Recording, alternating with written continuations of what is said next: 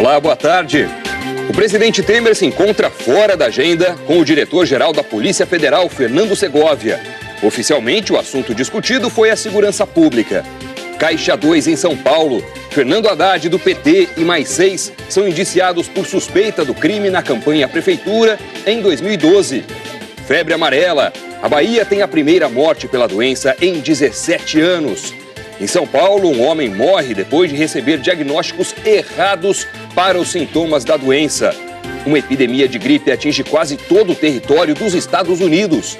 No Rio, é grave o estado de saúde da grávida e do bebê, baleados durante um assalto no fim de semana. Representantes das Coreias do Norte e do Sul voltam a se encontrar e aumentam as esperanças de uma reaproximação. E o Papa Francisco começa a 6ª viagem à América Latina. O Jornal Hoje está começando.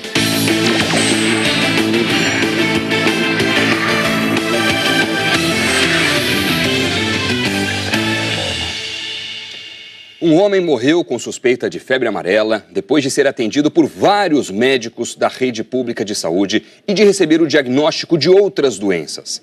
Ele morava em Mariporã, na Grande São Paulo, onde a febre amarela já causou outras 5 mortes desde o começo do ano passado. Veja na reportagem do Alan Severiano. Essa foto de Anderson Lopes Oliveira foi tirada quando ele adoeceu. 5 dias depois, o técnico de refrigeração de 31 anos estava assim, com a pele completamente amarelada. Anderson morreu no último dia 9. Enquanto aguardam o resultado dos últimos exames, as autoridades de saúde tratam o caso como suspeita de febre amarela. Ele já estava nas últimas, falou comigo bem baixinho. Eu falei pra minha filha, ele está morrendo. A filha, calma, mãe, calma. Anderson morava em Mariporã.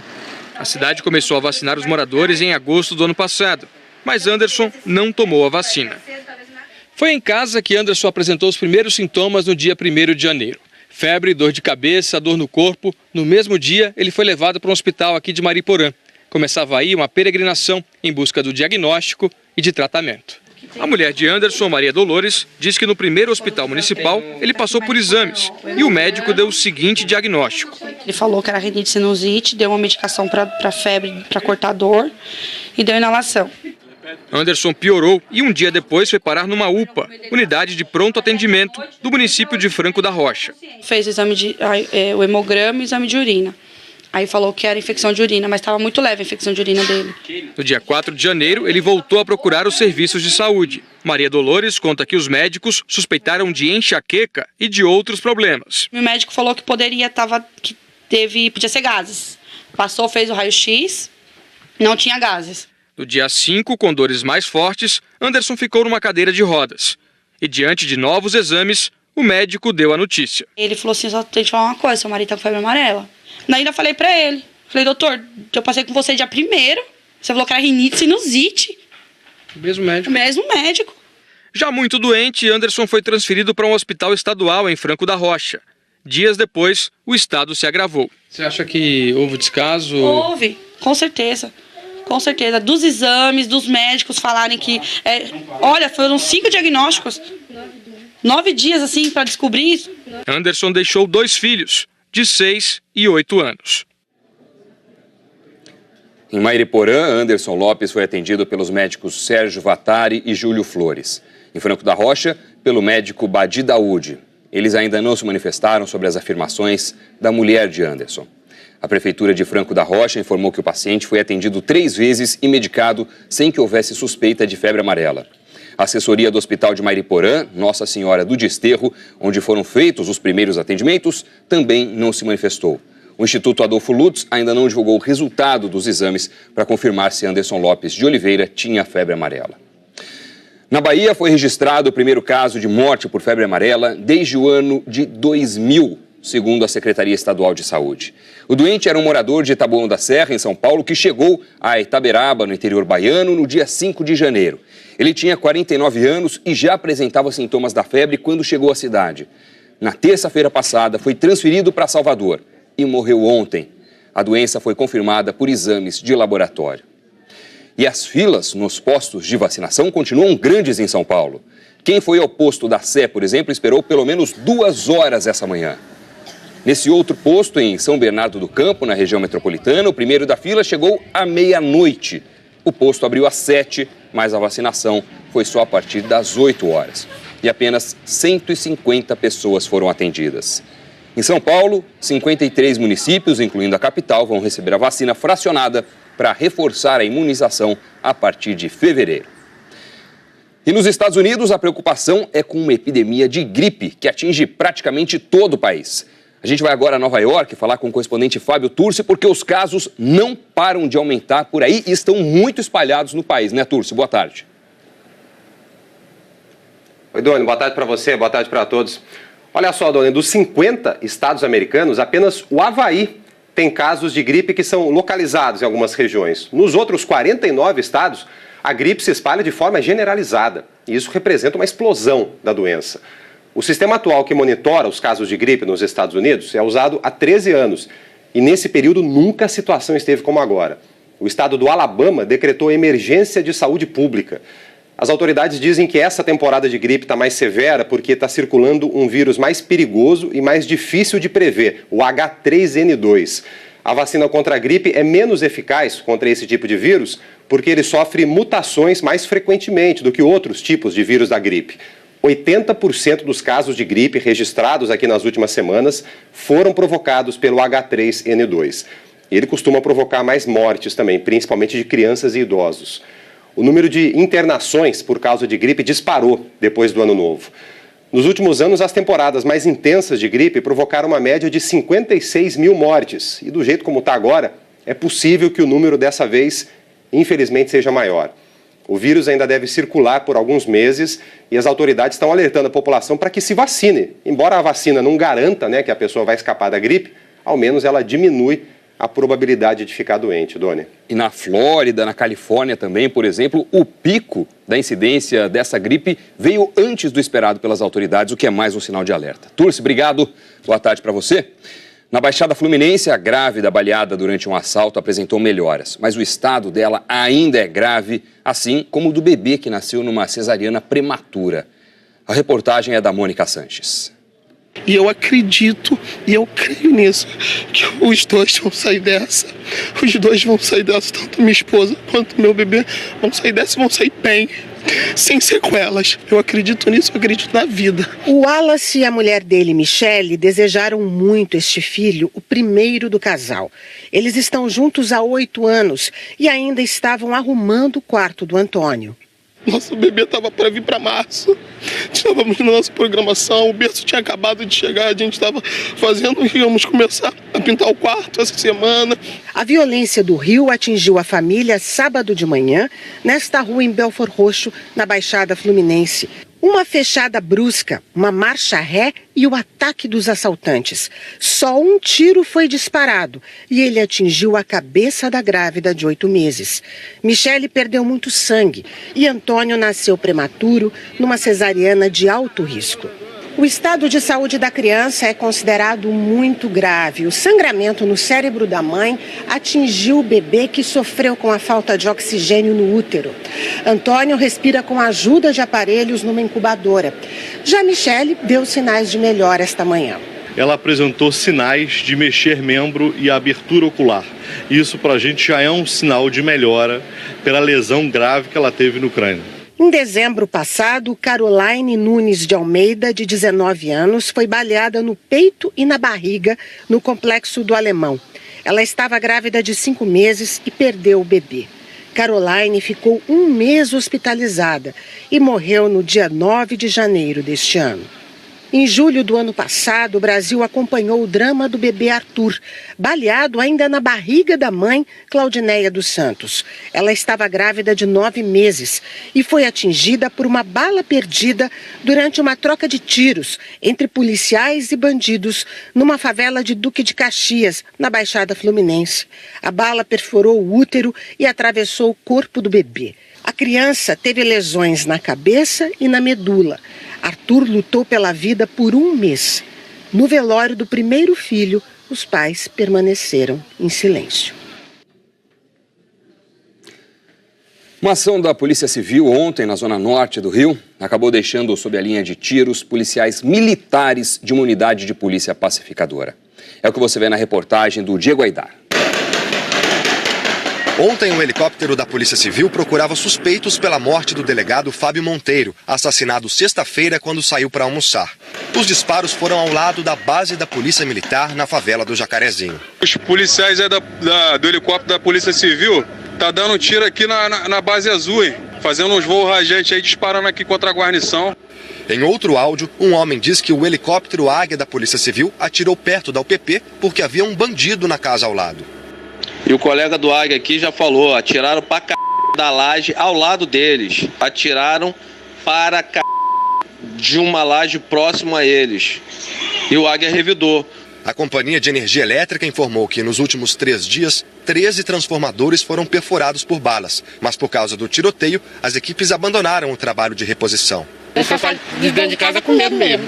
Ninguém sabe a hora que vai acontecer. A polícia não está fazendo operação hoje, mas continua em busca dos assassinos do delegado. O principal suspeito é o Wendel Luiz Silvestre, de 21 anos. Ele já tinha sido preso em flagrante em 2015 por tráfico de drogas, com mais de 260 pacotes de crack.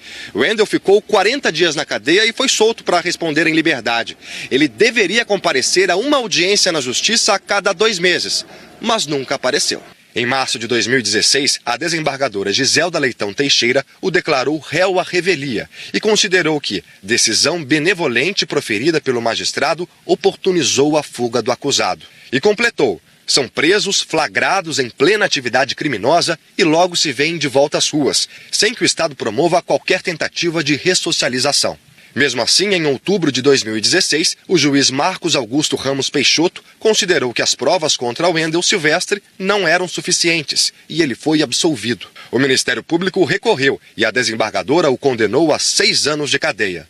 Mas o traficante continua foragido. A Polícia do Rio informou que as investigações sobre a morte do delegado estão em andamento e que não vai divulgar detalhes. A Secretaria de Segurança só vai se manifestar hoje à tarde sobre as questões de violência no fim de semana. O Tribunal de Justiça do Rio informou que os magistrados não comentam decisões proferidas em julgamentos. Está prevista para hoje a chegada a Manaus do corpo de um turista brasileiro assassinado durante um assalto na Venezuela. O amazonense Amaury Castro da Silva, de 47 anos, viajava com amigos e parentes num comboio de 9 veículos. Segundo a Secretaria de Gestão Internacional de Roraima, ontem de madrugada o grupo caiu numa emboscada de assaltantes perto de Puerto Ordaz, na Venezuela. Amaury foi morto com um tiro no peito. As pessoas que viajavam com ele serão escoltadas até a fronteira com o Brasil. E os pilotos do avião, que quase caiu no Mar Negro no sábado à noite, disseram hoje aos investigadores que perderam o controle porque um dos motores acelerou repentinamente.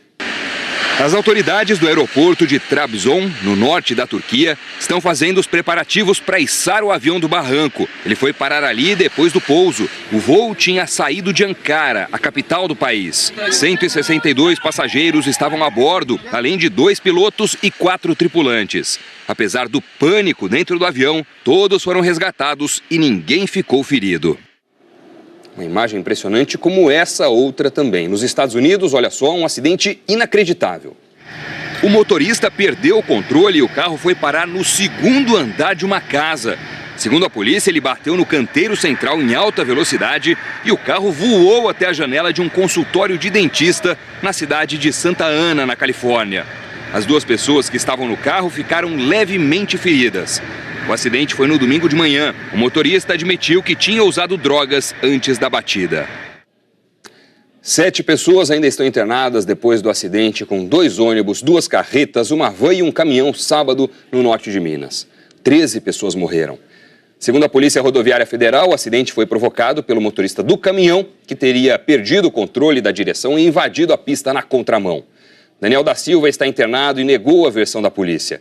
Ele disse que o acidente ocorreu depois que o motorista de uma das carretas, que vinha no sentido contrário, invadiu a pista ao desviar de um buraco. Nós não conseguimos contato com o motorista da carreta. As 7 pessoas internadas não correm risco de vida. Vamos falar agora da previsão do tempo com o Thiago Scheuer. Scheuer, boa tarde, bem-vindo. Fala, Doni, obrigado. Boa tarde para você e para você em casa também. Bom, normalmente no verão a chuva vem com muitos raios. esse padrão continua ou não no Brasil? Continua, né, Doni? É a cara do verão mesmo, vai continuar. E olha só, são aquelas pancadas de verão, elas não duram muito, você sabe, né? Só que elas chegam com muita chuva, ventania, granizo às vezes e aquela infinidade de raios. Ontem, durante os temporais na Grande São Paulo e na Grande Rio, se liga, tem gente que conta os raios, olha só, 2.172 aqui na Grande São Paulo e no Rio passou aí dos 1.500 raios. Isso tudo é provocado por aquelas nuvens gigantes chamadas cumulonimbus, que a gente vê escuras lá em cima, né? Elas se formam principalmente por causa de calor e umidade e olha só, dentro delas tem gelo, tem água, tem vento e também as descargas elétricas. São bem essas nuvens que vão atravessar o Brasil. Você vê aqui comigo, ó, coloridas, do sul de Rondônia, passando pelo oeste de Mato Grosso do Sul, descendo pelo oeste do Paraná, de Santa Catarina e pegando parte do Rio Grande do Sul, é onde essa chuva forte deve se acumular hoje. Atenção, em Vacaria a previsão é de que se acumulem, olha só, 14 milímetros agora à tarde. Em Vilhena, em Rondônia, aí 15 milímetros e em Umuarama, no Paraná, 25 milímetros. Durante uma tempestade com raios, a gente separou umas dicas aqui para você, tá? Se liga nesses desenhos aqui, ó. Evite ficar perto de guarda-sol se estiver na praia, evite ficar dentro da água, logicamente, perto de árvore e evite ficar em pé se você estiver num lugar descampado, porque você pode ser o para-raio, é o ponto mais alto ali. Aí o ideal, nesse caso, é ficar agachado, tá? Não deitado no chão, porque o raio, se ele atingir o chão, ele pode atravessar o seu corpo. E também é interessante ficar dentro do carro, sem encostar na lataria, aí você está seguro com os vidros fechados. Doni, dicas aqui do JH. Porque o pneu de borracha acaba isolando o veículo, né? Exatamente, é um ótimo isolante. É certo. Agora, Scheuer, quais são as capitais que têm risco dessa chuva pesada? Vamos falar, praticamente todas, viu, Doni? É bom o pessoal ficar atento em todas as regiões, tá? Podem sofrer com os temporais agora à tarde. Goiânia é uma dessas cidades, 32 graus. São Paulo também 28, pode vir chuva forte. Rio de Janeiro, pancadas fortes com calor de 34. Teresina, 33 e lá em Curitiba, 28 graus.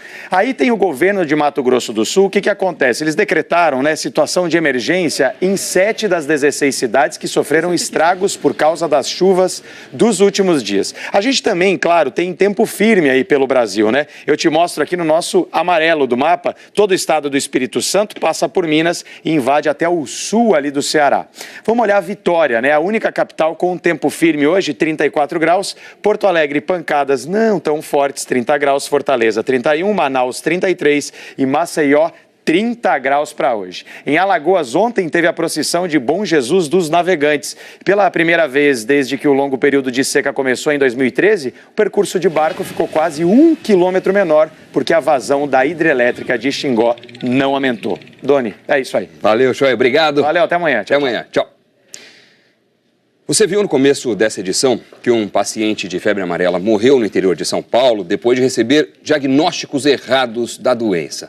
A repórter Fabiana Almeida, de Belo Horizonte, mostra agora que o diagnóstico da febre amarela é difícil porque os primeiros sintomas podem ser parecidos com os de outras doenças. Ela foi até o hospital em que é referência da doença em Belo Horizonte para saber com os médicos de lá o que eles aprenderam com a experiência de ter enfrentado uma epidemia em Minas Gerais no ano passado. Nos postos de saúde tem fila para receber a vacina, mas se existe a suspeita da febre amarela, a pessoa deve procurar um médico, um hospital. Em Minas Gerais, a notificação dos sintomas, a vigilância de saúde, deve ser feita pelo médico em 24 horas. Uma medida adotada no ano passado, quando 136 pessoas morreram no estado. Os sintomas são febre com duração de 7 dias, associada a pelo menos outros 2 sinais, como dores no corpo, mal-estar, calafrios, tontura, pele e olhos amarelados e sangramento em qualquer parte do corpo. Mas o que vai ser decisivo para o diagnóstico de febre amarela é se o paciente que não se vacinou tiver ido nos últimos 15 dias a algum lugar que tenha caso da doença ou morte de macacos. Os médicos de Minas foram treinados para agir assim. Foi feito um treinamento, uma capacitação para os médicos, enfermeiros, para a equipe que prestava esse atendimento, para esse primeiro atendimento para a população vulnerável e suscetível a estar com febre amarela. A febre amarela não era considerada uma doença tão comum ou tão prevalente como a gente tem observado desde em 2017, agora em 2018, com já esses casos confirmados que a gente tem até agora. Em Minas Gerais, os pacientes com suspeitas são transferidos para hospitais de referência no tratamento da doença. 13 pessoas estão internadas no Eduardo de Menezes, em Belo Horizonte, com sintomas da febre amarela. 5 estão na UTI e 8 na enfermaria. No último fim de semana, 3 homens que estavam em tratamento médico aqui no hospital morreram. Eles eram da região central de Minas e trabalhavam na zona rural. Mas a morte por febre amarela só será confirmada após o resultado do exame. De dezembro até agora, em Minas Gerais, 9 pessoas morreram por causa da doença. É uma doença muito grave, com uma evolução muito catastrófica, uma letalidade muito alta, e que a gente percebeu que se as medidas não forem tomadas de uma forma mais precoce, a evolução pode ser ainda pior. O Ministério da Saúde estima que os casos graves de febre amarela, aqueles em que o paciente tem risco de morte, são entre 15% e 30% do total. A vacina tem eficácia superior a 95% e a melhor proteção. E na página do Jornal Hoje na internet você encontra a lista das cidades onde o Ministério da Saúde recomenda a vacina contra a febre amarela. A Polícia Federal indiciou o ex-prefeito de São Paulo, Fernando Haddad, pelo crime de Caixa 2 na campanha eleitoral de 2012. A reportagem é do Bruno Tavares. A Polícia Federal começou a investigar a campanha do ex-prefeito de São Paulo em 2015. Foi quando recebeu da Lava Jato os detalhes da delação premiada do empreiteiro Ricardo Pessoa, dono da UTC. Em depoimento, Ricardo Pessoa disse que depois da campanha eleitoral de 2012, foi procurado por João Vacari Neto, então tesoureiro do PT. Vacari queria que o empresário quitasse uma dívida de 3 milhões de reais com a gráfica de um homem chamado Chicão. Valmir Pinheiro, diretor financeiro da empreiteira, disse em delação premiada que tentou parcelar o pagamento, mas que Chicão recusou a proposta. A solução foi um desconto e a dívida caiu para 2 milhões e 600 mil reais. Durante a investigação, a Polícia Federal descobriu que Chicão é Francisco Carlos de Souza, ex-deputado estadual pelo PT. Os delatores dizem que pagaram a maior parte da dívida em dinheiro vivo. As notas eram colocadas dentro de sacolas ou caixas e entregues pessoalmente ao ex-deputado Chicão no estacionamento deste prédio, onde funcionava o escritório do doleiro Alberto Youssef. As gráficas investigadas aparecem na prestação de contas da campanha de Haddad, mas os valores declarados são menores do que os 2 milhões e 600 mil reais que a UTC diz ter pago a Chicão. Para justificar a despesa, a empreiteira afirma que fez contratos de fachada e superfaturados com outras 2 empresas de engenharia. A Polícia Federal concluiu que o ex-prefeito Fernando Haddad e o coordenador da campanha dele, Chico Macena, cometeram crime de falsidade ideológica eleitoral, mais conhecido como Caixa 2. João Vacari Neto também foi indiciado por Caixa 2 e ainda por lavagem de dinheiro. O ex-deputado Chicão e outras 3 pessoas ligadas a ele foram indiciadas por lavagem de dinheiro e associação criminosa. A assessoria de Fernando Haddad disse que o delegado federal desconsiderou o depoimento do dono da gráfica, que negou ter recebido recursos da UTC para quitar a dívida de campanha. Também afirmou que suspendeu a única obra da UTC na cidade. A assessoria disse acreditar que a ação será bloqueada pela Justiça. A defesa do ex-tesoureiro do PT, João Vacari Neto, não retornou nosso contato. Nós também não conseguimos falar com o ex-deputado Francisco Carlos de Souza, nem com o coordenador da campanha de Haddad, Chico Macena. E a presidente do Supremo Tribunal Federal, ministra Carmen Lúcia, se reuniu hoje em Brasília com o desembargador Thomson Flores, presidente do TRF4. Eles discutiram a segurança para o julgamento do recurso do ex-presidente Lula, marcado para o próximo dia 24, em Porto Alegre.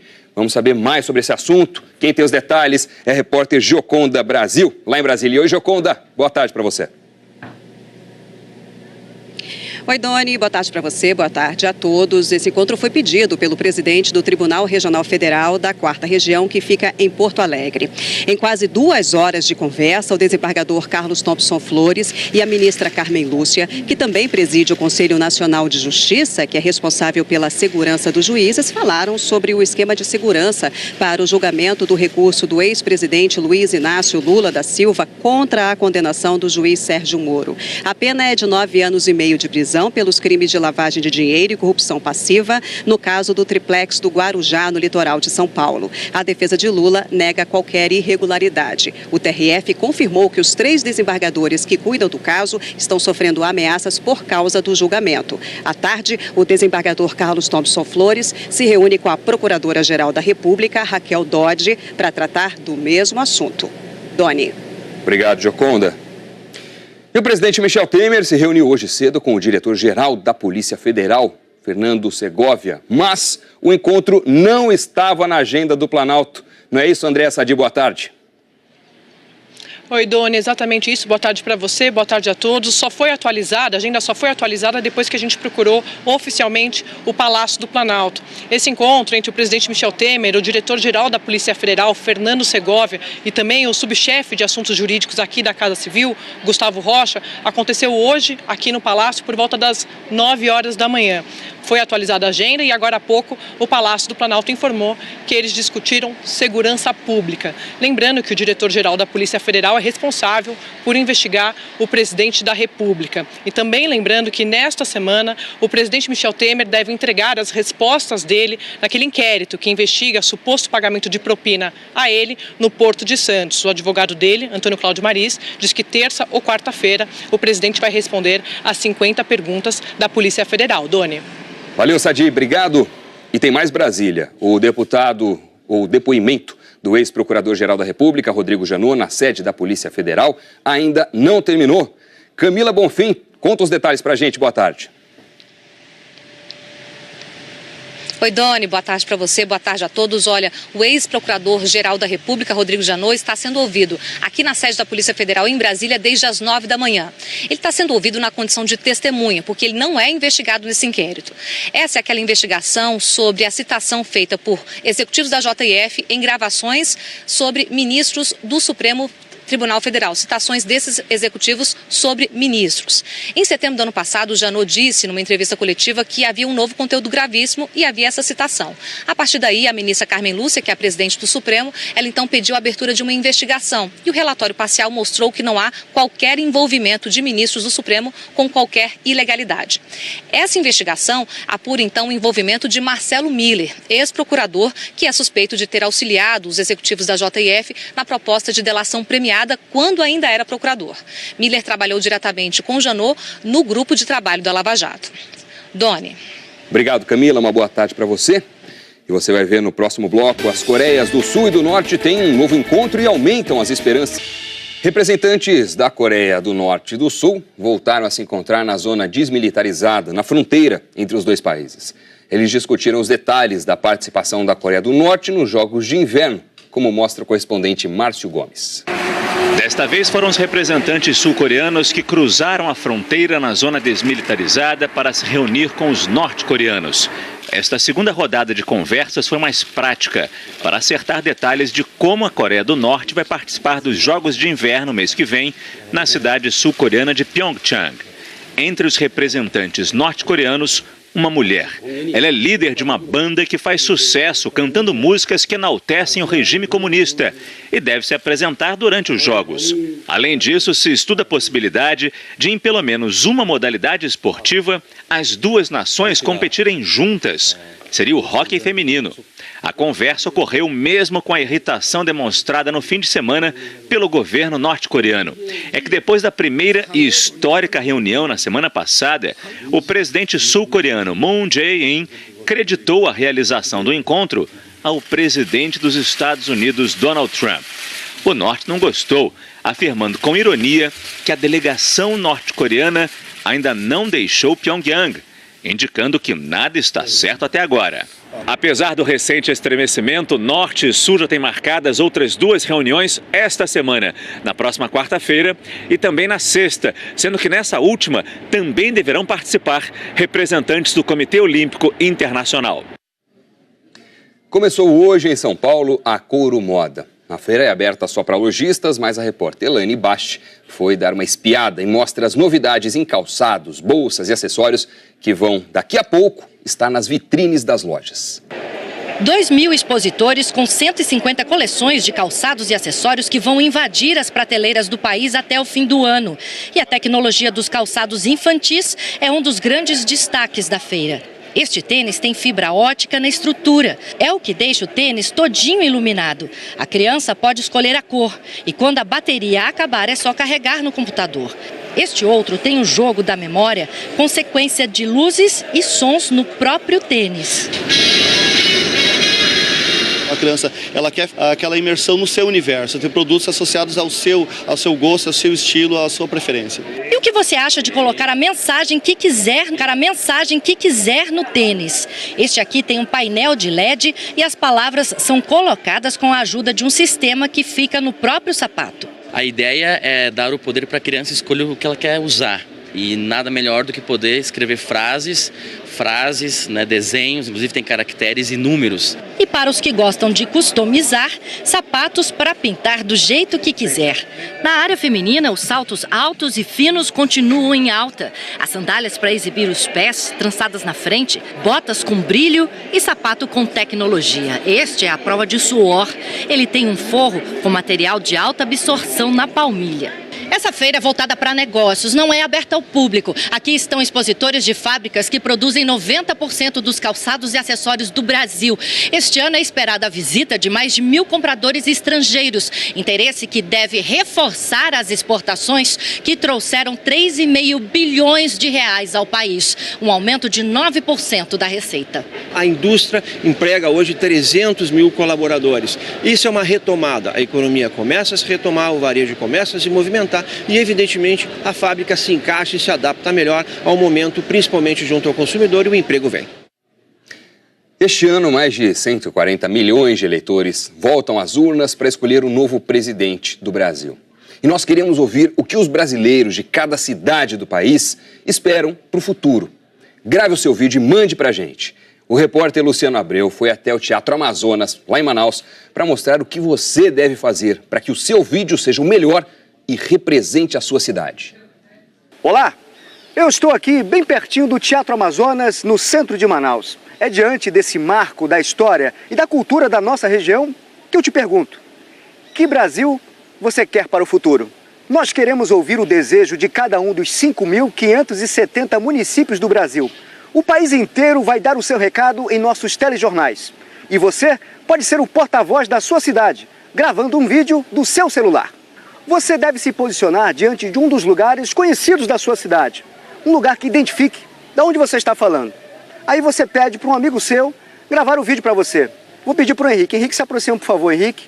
Ele deve ficar mais ou menos 1 metro, 2 passinhos pequenos de distância de você. O importante é que o celular esteja na horizontal, deitadinho, e que você e o lugar que você quer mostrar estejam enquadrados, bem bonitinhos. Aí você mostra, você aparece no vídeo e o local também. Com o celular deitado na horizontal, fica melhor para enquadrar você e o local que você quer mostrar. Você pode usar ainda um bastão de selfie. Pedi para o Henrique entregar aqui um bastão de selfie. Aqui, ó. Você está aqui com o bastão de selfie e você pode usar assim, ó. Você procura direitinho aqui, ó. Está enquadrado direitinho aqui, ó. O Teatro Amazonas. Lá ao fundo, eu estou aqui, celular na horizontal, tudo certinho.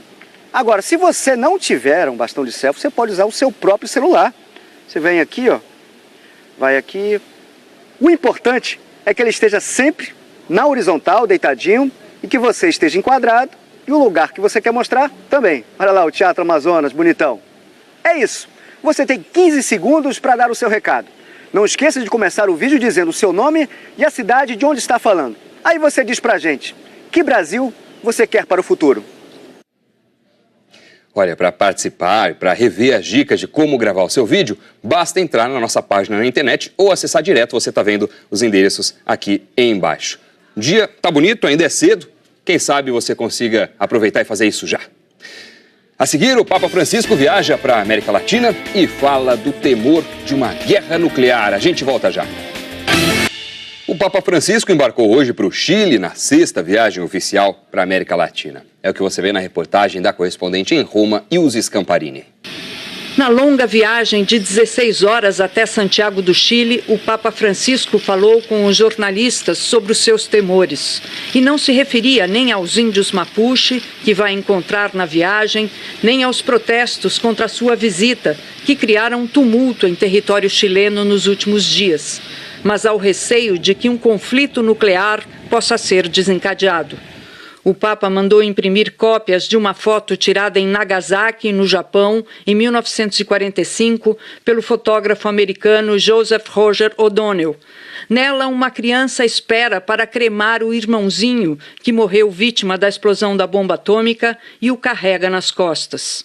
A tristeza da criança é expressa no seu gesto de morder os lábios que exalam sangue, disse Francisco. E respondendo à pergunta de um repórter, declarou: "Sim, estou com medo, estamos no limite. Basta um incidente para começar uma guerra. Precisamos trabalhar para o desarmamento nuclear."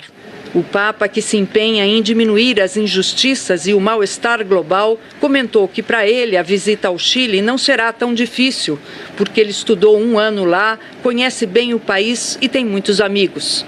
Mais uma vez, a sua Argentina ficou fora da lista, o que causou muita desilusão, segundo os jornais de Buenos Aires. O Papa fica no Chile até quinta-feira, quando vai ao Peru e à Amazônia peruana.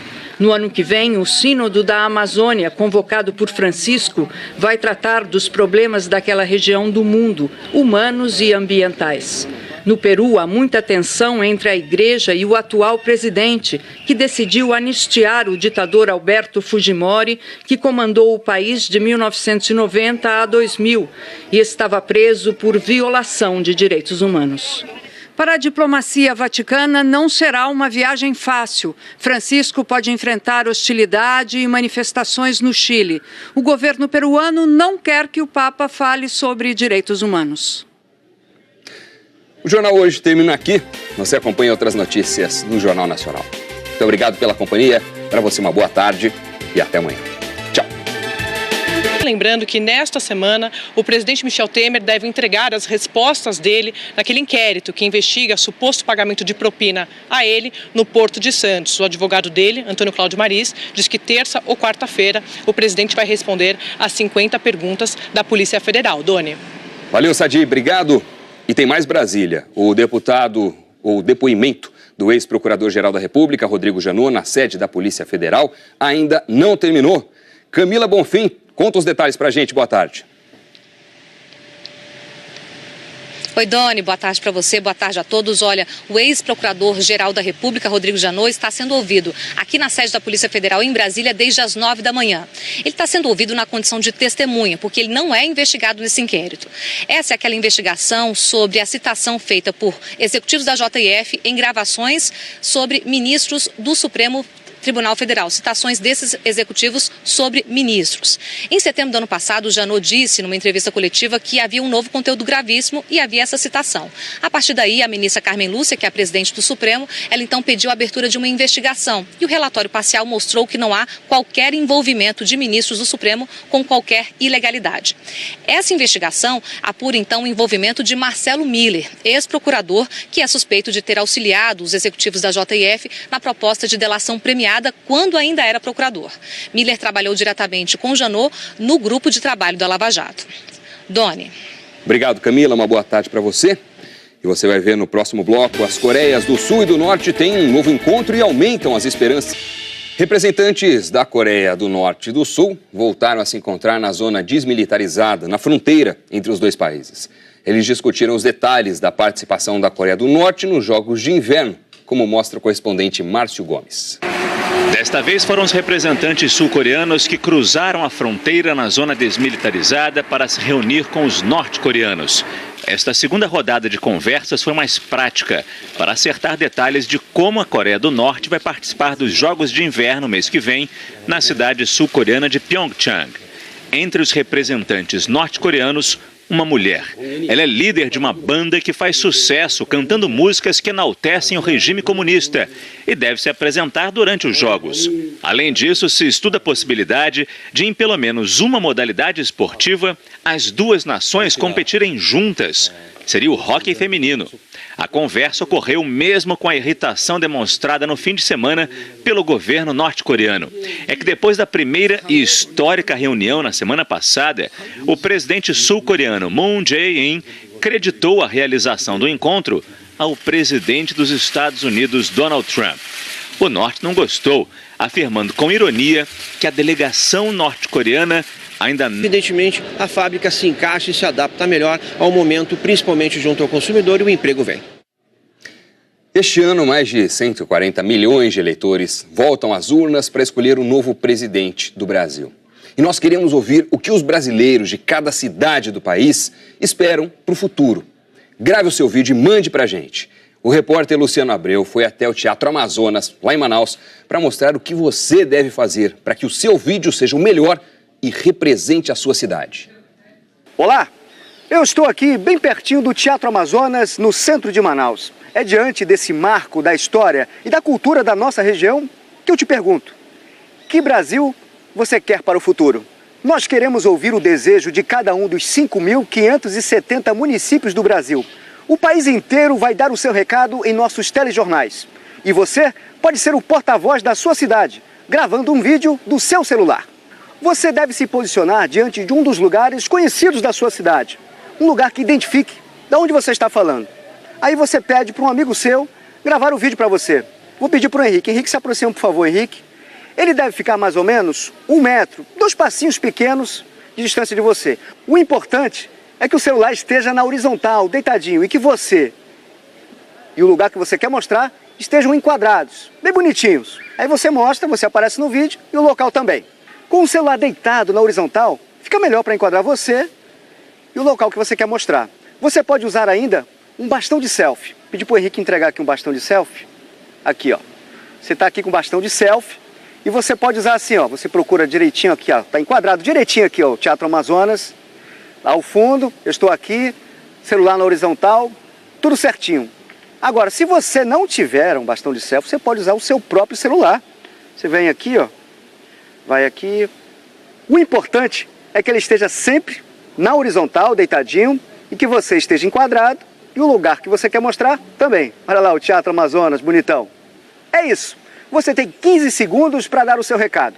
Não esqueça de começar o vídeo dizendo o seu nome e a cidade de onde está falando. Aí você diz pra gente, que Brasil você quer para o futuro?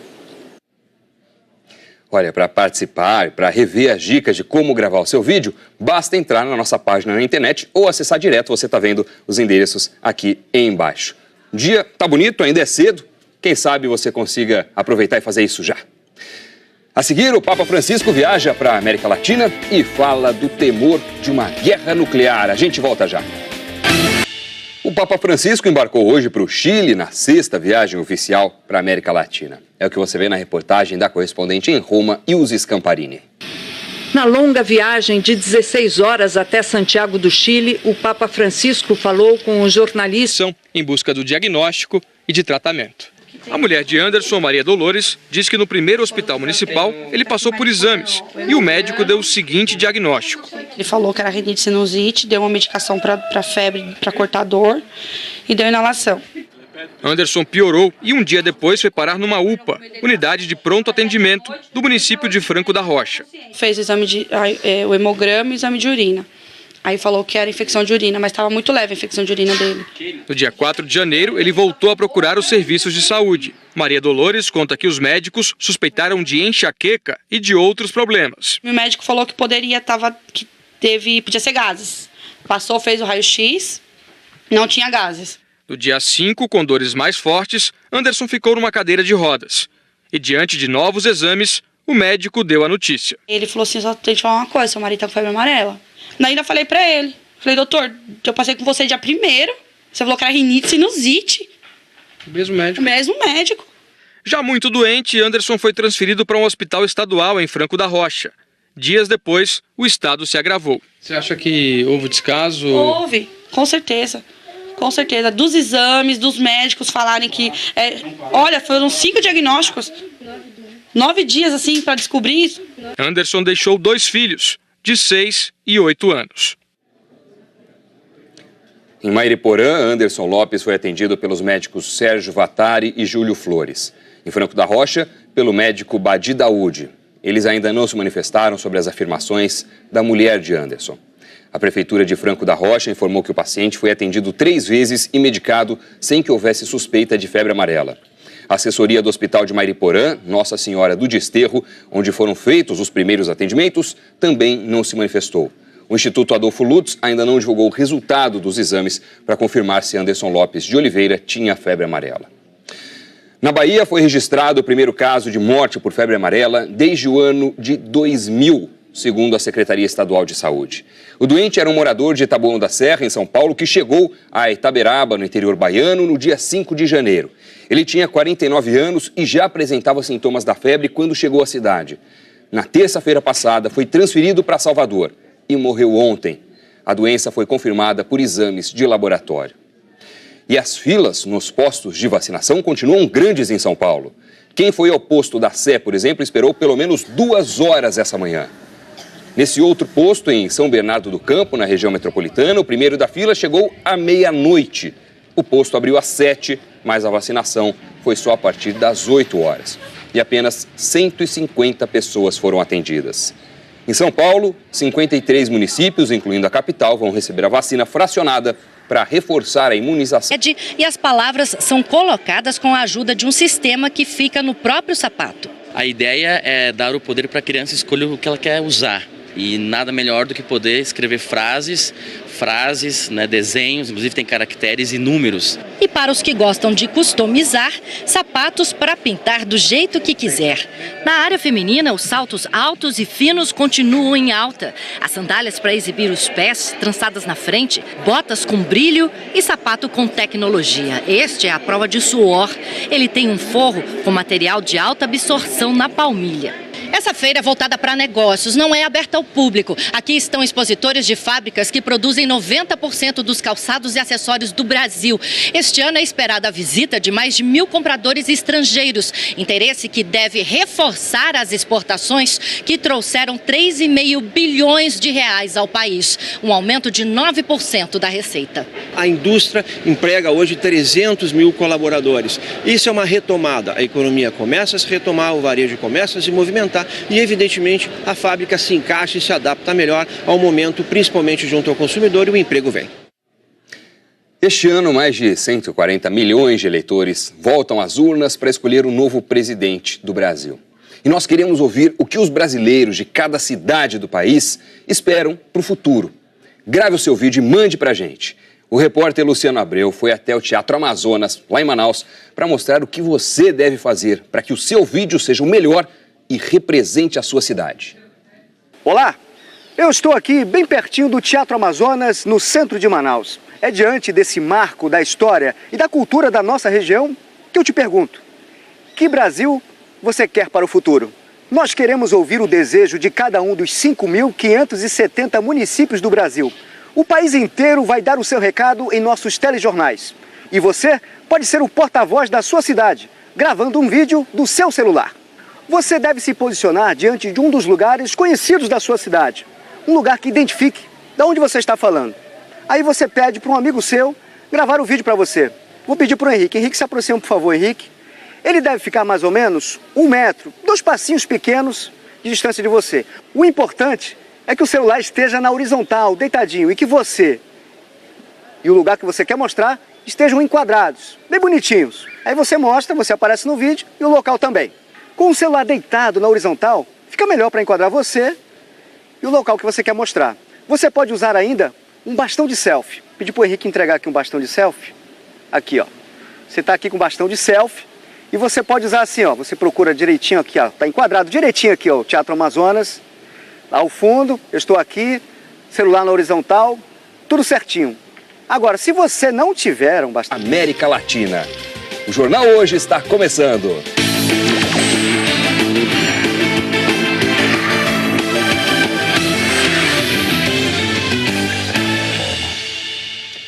Um homem morreu com suspeita de febre amarela depois de ser atendido por vários médicos da rede pública de saúde e de receber o diagnóstico de outras doenças.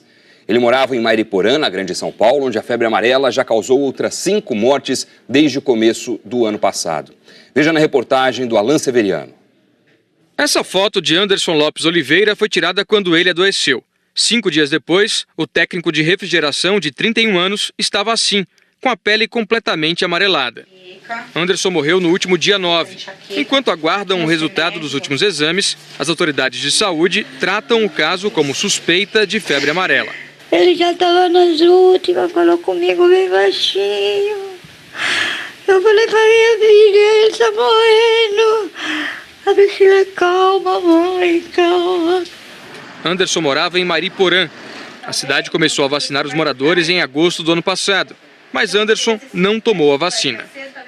Foi em casa que Anderson apresentou os primeiros sintomas no dia 1º de janeiro. Febre, dor de cabeça, dor no corpo. No mesmo dia, ele foi levado para um hospital aqui de Mariporã. Começava aí uma peregrinação em busca do diagnóstico e de tratamento.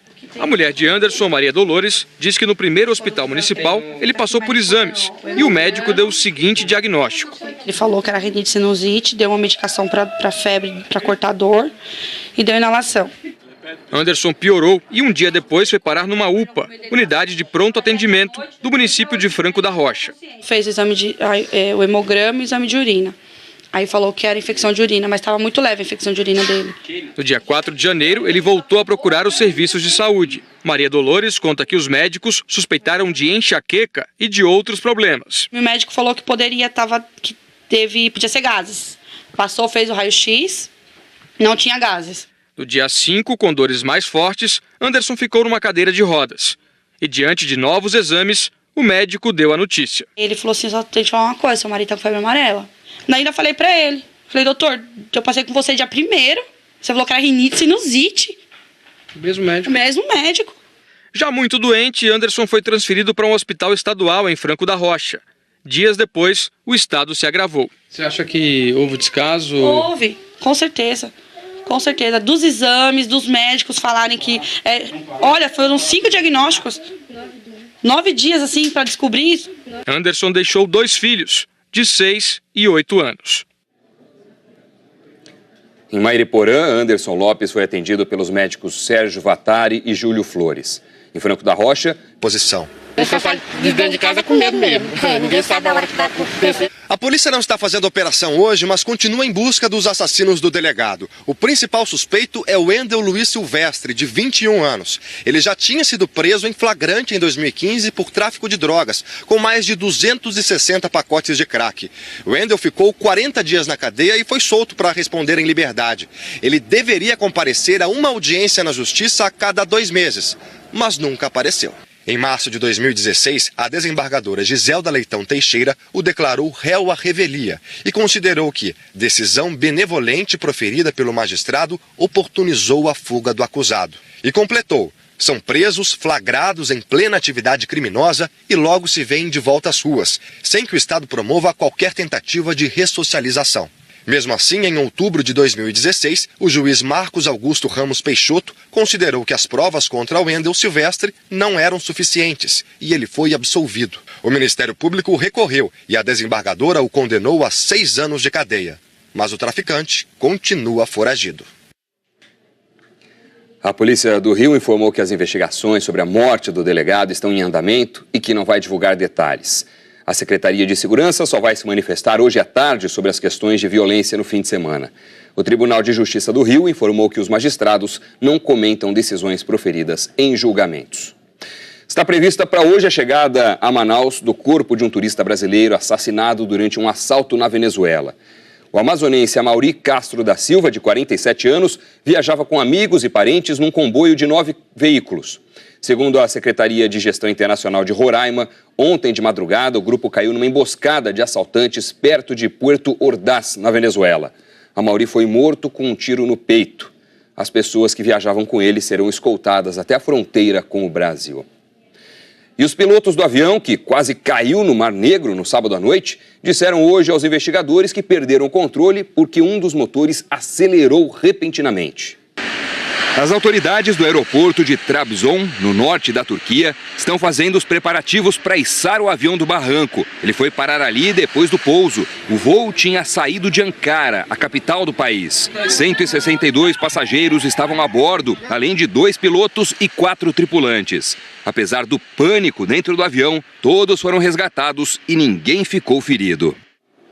Uma imagem impressionante como essa outra também. Nos Estados Unidos, olha só, um acidente inacreditável. O motorista perdeu o controle e o carro foi parar no 2º andar de uma casa. Segundo a polícia, ele bateu no canteiro central em alta velocidade e o carro voou até a janela de um consultório de dentista na cidade de Santa Ana, na Califórnia. As 2 pessoas que estavam no carro ficaram levemente feridas. A fábrica se encaixa e se adapta melhor ao momento, principalmente junto ao consumidor, e o emprego vem. Este ano, mais de 140 milhões de eleitores voltam às urnas para escolher o novo presidente do Brasil. E nós queremos ouvir o que os brasileiros de cada cidade do país esperam para o futuro. Grave o seu vídeo e mande para a gente. O repórter Luciano Abreu foi até o Teatro Amazonas, lá em Manaus, para mostrar o que você deve fazer para que o seu vídeo seja o melhor e represente a sua cidade. Olá, eu estou aqui bem pertinho do Teatro Amazonas, no centro de Manaus. É diante desse marco da história e da cultura da nossa região que eu te pergunto: que Brasil você quer para o futuro? Nós queremos ouvir o desejo de cada um dos 5.570 municípios do Brasil. O país inteiro vai dar o seu recado em nossos telejornais. E você pode ser o porta-voz da sua cidade, gravando um vídeo do seu celular. Você deve se posicionar diante de um dos lugares conhecidos da sua cidade. Um lugar que identifique de onde você está falando. Aí você pede para um amigo seu gravar o vídeo para você. Vou pedir para o Henrique. Henrique, se aproxima, por favor, Henrique. Ele deve ficar mais ou menos 1 metro, 2 passinhos pequenos de distância de você. O importante é que o celular esteja na horizontal, deitadinho, e que você e o lugar que você quer mostrar estejam enquadrados, bem bonitinhos. Aí você mostra, você aparece no vídeo e o local também. Com o celular deitado na horizontal, fica melhor para enquadrar você e o local que você quer mostrar. Você pode usar ainda um bastão de selfie. Pedi para o Henrique entregar aqui um bastão de selfie. Aqui, ó. Você está aqui com o bastão de selfie e você pode usar assim, ó. Você procura direitinho aqui, ó. Está enquadrado direitinho aqui, ó. O Teatro Amazonas. Lá ao fundo, eu estou aqui. Celular na horizontal. Tudo certinho. Agora, se você não tiver um bastão de selfie, você pode usar o seu próprio celular. Você vem aqui, ó. Vai aqui. O importante é que ele esteja sempre na horizontal, deitadinho, e que você esteja enquadrado. E o lugar que você quer mostrar também. Olha lá o Teatro Amazonas, bonitão.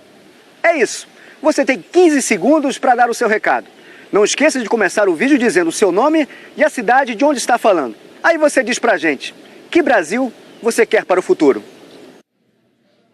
Olha, para participar e para rever as dicas de como gravar o seu vídeo, basta entrar na nossa página na internet ou acessar direto, você está vendo os endereços aqui embaixo. O dia tá bonito, ainda é cedo. Quem sabe você consiga aproveitar e fazer isso já. A seguir, o Papa Francisco viaja para a América Latina e fala do temor de uma guerra nuclear. A gente volta já. O Papa Francisco embarcou hoje para o Chile na 6ª viagem oficial para a América Latina. É o que você vê na reportagem da correspondente em Roma, Ilse Scamparini. Na longa viagem de 16 horas até Santiago do Chile, o Papa Francisco falou com os jornalistas sobre os seus... Ainda pior. O Ministério da Saúde estima que os casos graves de febre amarela, aqueles em que o paciente tem risco de morte, são entre 15% e 30% do total. A vacina tem eficácia superior a 95% e a melhor proteção. E na página do Jornal Hoje na internet você encontra a lista das cidades onde o Ministério da Saúde recomenda a vacina contra a febre amarela. A Polícia Federal indiciou o ex-prefeito de São Paulo, Fernando Haddad, pelo crime de Caixa 2 na campanha eleitoral de 2012. A reportagem é do Bruno Tavares. A Polícia Federal começou a investigar a campanha do ex-prefeito de São Paulo em 2015. Foi quando recebeu da Lava Jato os detalhes da delação premiada do empreiteiro Ricardo Pessoa, dono da UTC. Em depoimento, Ricardo Pessoa disse que depois da campanha eleitoral de 2012, foi procurado por João Vacari Neto, então tesoureiro do PT. Vacari queria que o empresário quitasse uma dívida de 3 milhões de reais com a gráfica de um homem chamado Chicão. Valmir Pinheiro, diretor financeiro da empreiteira, disse em delação premiada que tentou parcelar o pagamento, mas que Chicão recusou a proposta. A solução foi um desconto e a dívida caiu para R$ 2.600.000. Durante a investigação, a Polícia Federal descobriu que Chicão é Francisco Carlos de Souza, ex-deputado estadual pelo PT. Os delatores dizem que pagaram a maior parte da dívida em dinheiro vivo. As notas eram colocadas dentro de sacolas ou caixas e entregues pessoalmente ao ex-deputado Chicão no estacionamento deste prédio, onde funcionava o escritório do doleiro Alberto Youssef. As gráficas investigadas aparecem na prestação de contas da campanha de Haddad, mas os valores declarados são menores do que os R$ 2.600.000 que a UTC diz ter pago a Chicão. Para justificar a despesa, a empreiteira afirma que fez contratos de fachada e superfaturados com outras 2 empresas de engenharia. A Polícia Federal concluiu que o ex-prefeito Fernando Haddad e o coordenador da campanha dele, Chico Macena, cometeram crime de falsidade ideológica eleitoral, mais conhecido como Caixa 2. João Vacari Neto também foi indiciado por Caixa 2 e ainda por lavagem de dinheiro. O ex-deputado Chicão e outras 3 pessoas ligadas a ele foram indiciadas por lavagem de dinheiro e associação criminosa. A assessoria de Fernando Haddad disse que o delegado federal desconsiderou o depoimento do dono da gráfica, que negou ter recebido recursos da UTC para quitar a dívida de campanha. Também afirmou que suspendeu a única obra da UTC na cidade. A assessoria disse acreditar que a ação será bloqueada pela Justiça. A defesa do ex-tesoureiro do PT, João Vacari Neto, não retornou nosso contato. Nós também não conseguimos falar com o ex-deputado Francisco Carlos de Souza, nem com o coordenador da campanha de Haddad, Chico Macena. E a presidente do Supremo Tribunal Federal, ministra Carmen Lúcia, se reuniu hoje em Brasília com o desembargador